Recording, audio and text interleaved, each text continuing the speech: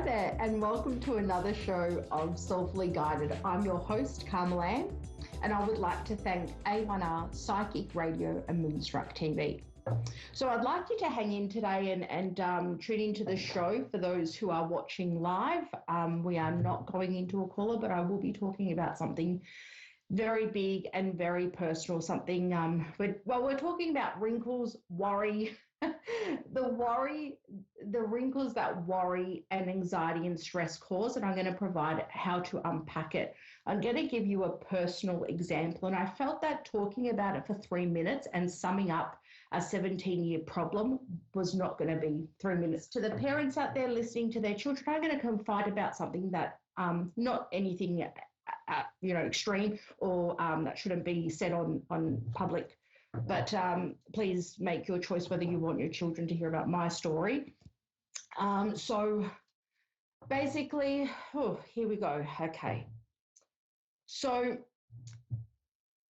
I offer a meetup group. It's on a Monday, Melbourne, Australia time, 7 p.m. We talk about a lot, not just spiritual, but emotional, mental and all sorts of things going in our life and how spirituality or other things have helped us. I'm the group host and the group organizer, but it is not just my suggestions. We're there to support each other. And we were talking, which made me realize what I'd like to talk about today is wrinkles and worry, and happy wrinkles and worry wrinkles. So for anyone that's listening to the podcast, tune into the replay because you'll see me pulling funny faces. I'm going to show you my wrinkles, right? Most of my life, I don't even know if I can still do the face anymore. Most of my life, I spent like this, frowning. And you'll see, if you see a close-up, you can see all my worry and the difference between my happy years where I smile. So those wrinkles are so much more pleasant than the worry my face was focused on for 20 years. So that's ingrained in my skin, my problems, and even though they're not a major part of my life. So the joys of aging and the joys of life problems. So look, I want to talk about how I faced my nightmare. Okay, so I've got some notes so I don't get off track because this is a huge part of my life. I'm going to confess or say something that I've never openly done before. I feel comfortable to do that on this show. It is about me and I've admitted it.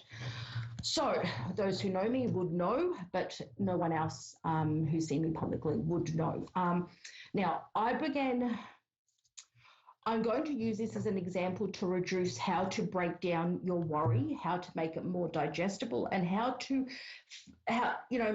face problems. I'm going to tell you my story as a survivor, so please don't feel sorry for me. I don't. I spent a lot of time feeling sorry for me, and it didn't work. So I'm really happy. Like I said, I come to you with a survivor. You can empathize, you can sympathize with me, but please don't feel sorry for me because I'm really happy and I'm not part of my past anymore. I rose above it, except for the wrinkles that still show on my face in the frown pose I don't do anymore. So when we have this is something that if you've had a reading with me and you're a warrior or you have a lot of anxiety and stress, it is a technique I offer in my tarot readings or in the support groups that I offer. It's just a taste of what I do. So, people will say, have a positive thought. Now, you're telling me if I've got a huge problem and I'm worried about everything, I'm meant to think of a positive thought every time I think of a negative thought. Doesn't work. My life was falling apart. And no positive thought was going to last long enough to counteract any negative thought. So, look, we get these problems and they feel so big, like a huge rock. And I want you to look at a problem like a whole big thing, right? If we dwell on that, it is so hard to comprehend, to tackle, and to break down. So, if you do feel that you're getting caught in worry and there's no resolution, the problem is bigger than you, it's not solvable, there's no way out, please, I want you to know, I'm going to use myself as an example as well. I want you to know a way to break down those problems is not just simply thinking of something positive. Who can that not would never work for me, right? So I learned to have this big problem and rationalize it, chip away at it, chip until they turned into smaller little digestible problems, smaller things, smaller aspects of the bigger problem. I broke away the aspects of the problem before I solved the problem itself. So they became pebbles, and a pebble size is much easier to solve than a larger rock, like a rock solid, huge problem. For me, so to break down your problems and to solve them, or to be considerate. I want you to be as considerate to yourself when you're going through this and breaking down your problems as you would be to someone else. For example, and this is my confession and this is my reality check. I lost my mum at 16, lost my father at 16 and a half, lost our family home, lost our family, lost everything. I absolutely lost everything. Okay. For 17 years, I then became a substance user. There were times that I was a addict, and it didn't start as an addict. It started as my way of dealing with the problem. It was my way of emotion, like turning off emotionally. I seeked the numbness of my pain, not the high of the substance. I'm very lucky to be able to wear t-shirts that didn't extend that far, that I can't show body parts. But what am I going to do? I lost everything at 16. I'm in a different frame of mind, right? I'm no longer an addict. I don't even consider myself a recovered addict. It's not even part of my story anymore. So I had to break it down. Am I going to punish myself? Because I could have been a neurologist. I could have been an amazing doctor. I had the grades for it while actually having a substance problem. I was at university and I was great at it. Am I going to punish myself for the rest of my life? I am very happy where I am and I've taken responsibility, but I'm not going to hurt myself anymore. I did, breaking it down into digestible parts. I lost my family. I lost my life. I lost everything at 16.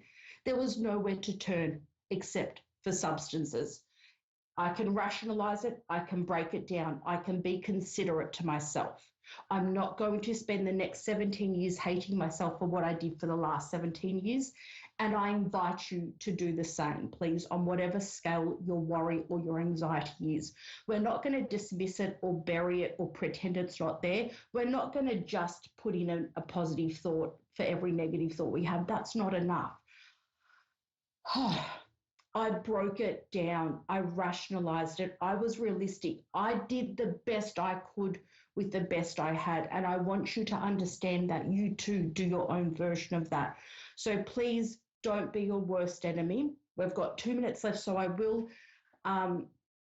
say this. Please, when you find yourself worrying, anxious, or frowning, please rationalize your problems, break them down, chip at it slowly, be kind to yourself. Make it small and digestible portions so you can tackle it bit by bit. These problems don't get solved overnight, and then don't hate yourself for the things you had to do with all you had at the time you had. So please chip away at your issues or your problems or your anxieties bit by bit. We know that if you're a warrior or you're an anxious person or your life seems to be crumbling before you, a positive thought is going to fade so much quicker than a negative thought. So please be kind to yourself, be compassionate, be the person you are to someone else going through a hard time, because you deserve it. And understand that so I still have my worry wrinkles, but my smile is still there. So excuse me for using myself an example, but I didn't know where else to express this for you. So I have turned my life around, and I that's why I'm here as a spiritual mentor, as a tarot reader, and helping people through their problems. I don't have all the answers, but I have my own experience. Please don't dwell and punish yourself for doing the best you can. Break it down into digestible pieces. And that is our show for this week. So thank you for letting me confess my life story to you.